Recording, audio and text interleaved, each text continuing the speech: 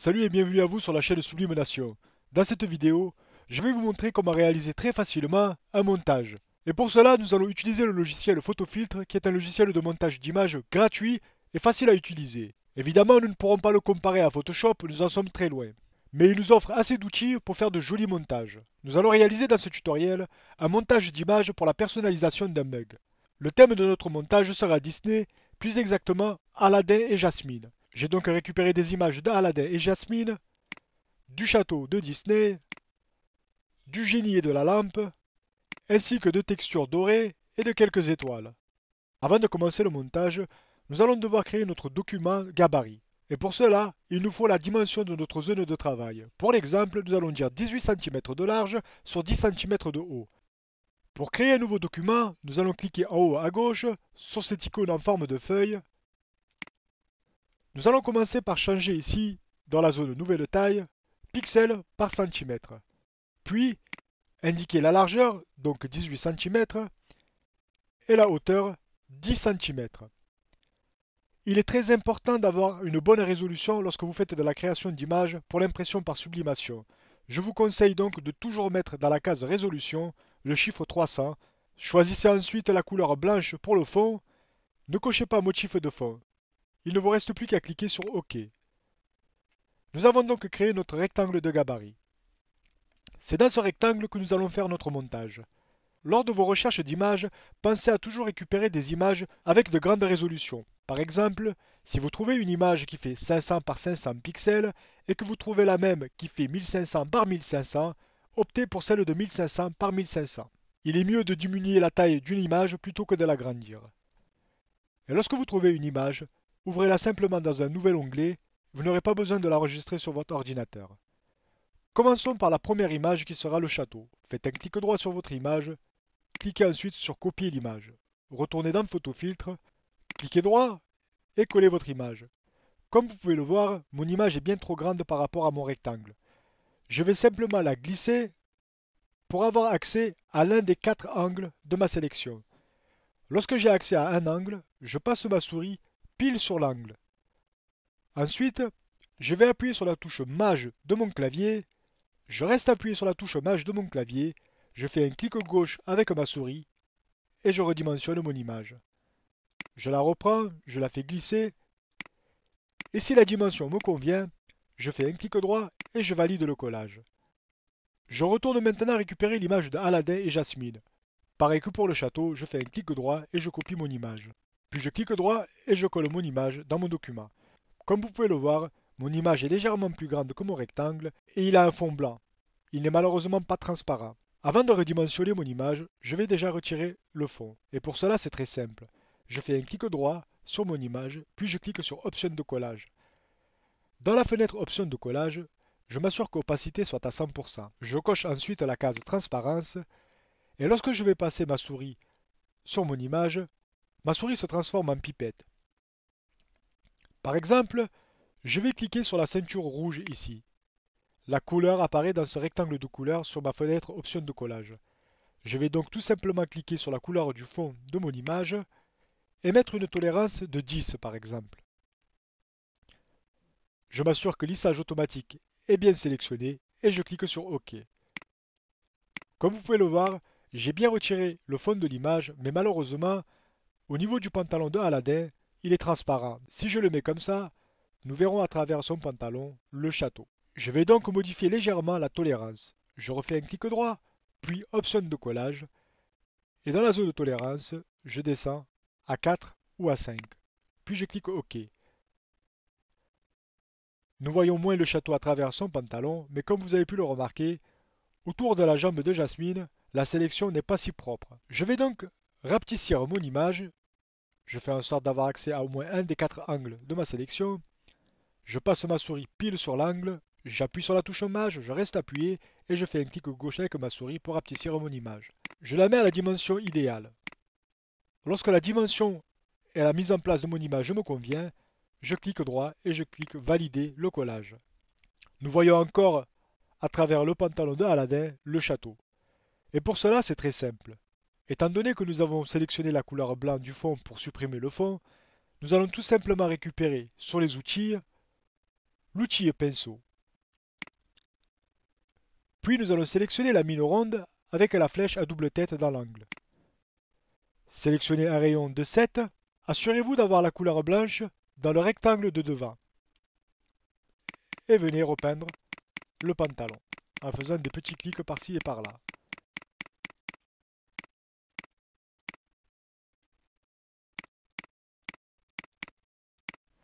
Dans cette zone, la couleur est légèrement plus grise. Je vais donc sélectionner l'outil pipette et venir cliquer par exemple ici. Automatiquement, ma couleur pipette a capté la couleur et l'a envoyée ici sur ma palette. Je vais reprendre mon outil pinceau avec la même mine et venir redessiner légèrement. Je pourrais changer aussi le diamètre de ma mine et cliquer par-ci et par-là pour retirer les quelques points bleus. Nous allons maintenant nous occuper de la jambe de Jasmine. Récupérez l'outil pipette et par exemple, cliquez ici. Comme vous pouvez le voir, la couleur a été captée sur ma palette. On va récupérer à nouveau l'outil pinceau, mettre un rayon de 5. Si vous faites une petite erreur comme moi, cliquez tout simplement sur la flèche de retour. Pensez à changer de couleur, récupérez la pipette, cliquez par exemple ici, reprenez l'outil pinceau et continuez votre travail. Après avoir traité la partie de cette photo, le résultat est quand même beaucoup plus joli. Je vais ajouter ici le génie de la lampe.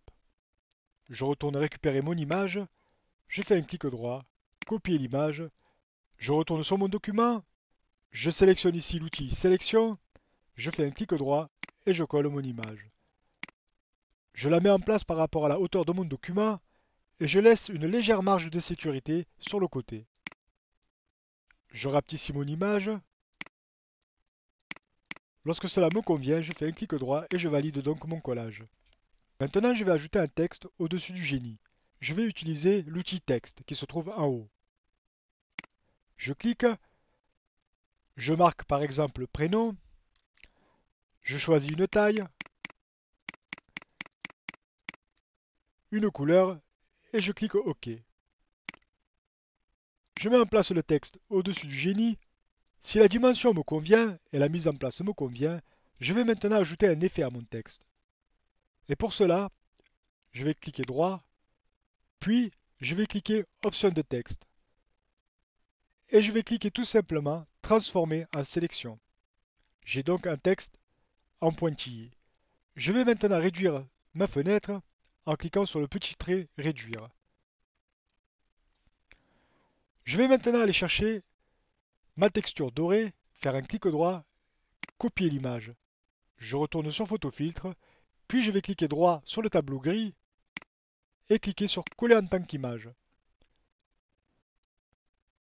Je vais venir sélectionner une partie de mon image, comme ça par exemple, puis je vais aller cliquer sur Édition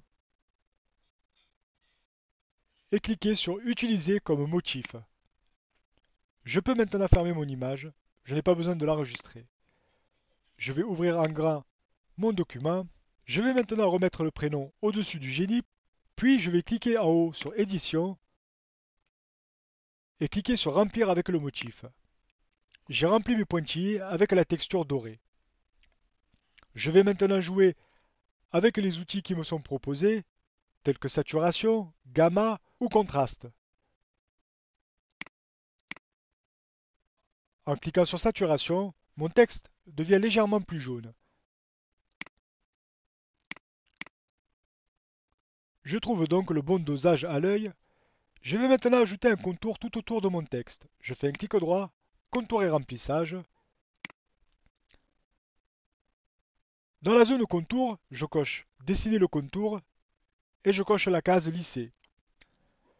Je vais sélectionner une couleur soit dans la palette qui m'est proposée, soit avec la pipette en cliquant dans une zone de mon image. Je vais mettre une largeur de 1 pixel, ce qui suffira largement. Je ne coche pas motif, je ne coche pas remplir le fond, je laisse l'opacité à 100% et je clique sur OK. Comme vous pouvez le voir, j'ai donc ajouté un contour à mon texte. Je vais maintenant désélectionner mon texte. Et pour cela, je vais appuyer sur la touche CTRL de mon clavier, je reste appuyé et j'appuie en même temps sur la touche D, ce qui désélectionne mon texte. Je vais maintenant ajouter une étoile par-ci et par-là. Et pour cela, j'ai donc récupéré des étoiles depuis Internet, en gardant le même style que mes images de base. Je fais un clic droit sur mon étoile, puis je clique sur copier. Je fais un clic droit sur mon document et je colle mon image. Comme vous le voyez, le fond est noir. Je vais donc le retirer en faisant clic droit, option de collage. Je m'assure qu'opacité est à 100%, je coche sur transparence et automatiquement, le logiciel a capté que la couleur noire était bien mon fond et mettre une tolérance de 50. Je coche la case lissage automatique et je clique sur OK. Je vais redimensionner mon image. Je vais rajouter une seconde petite étoile ici. Je fais clic droit, coller, clic droit, option de collage. Je coche transparence. Je mets une tolérance de 100 par exemple et je clique sur OK.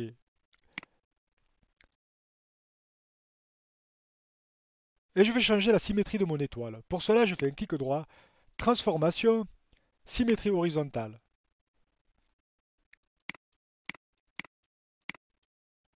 Puis je clique droit et je valide mon collage. Je vais maintenant ajouter une étoile d'une autre couleur.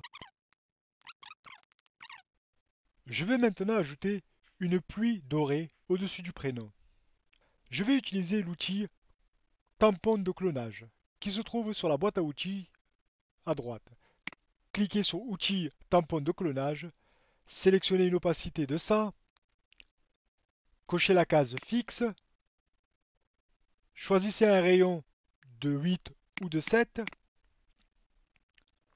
zoomez sur votre image. Votre souris prend une forme de croix. Posez-la sur un endroit doré par exemple, comme ici. Appuyez sur la touche CTRL de votre clavier et vous voyez que cette croix se transforme en tampon. Faites un simple clic gauche avec votre souris sur cette zone, relâchez votre doigt de votre clavier, baladez-vous avec votre souris là où vous souhaitez et cliquez tout simplement afin de créer des petites boules de pluie dorées.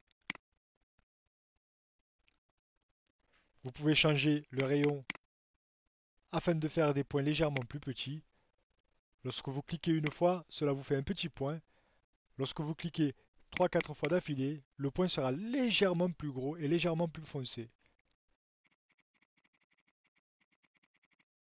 Changez par moment de zone, zoomez sur votre image et sélectionnez une autre zone dorée. À nouveau, posez votre souris sur cette zone sélectionnée, appuyez sur la touche CTRL de votre clavier et faites un clic gauche avec votre souris. Relâchez votre bouton CTRL.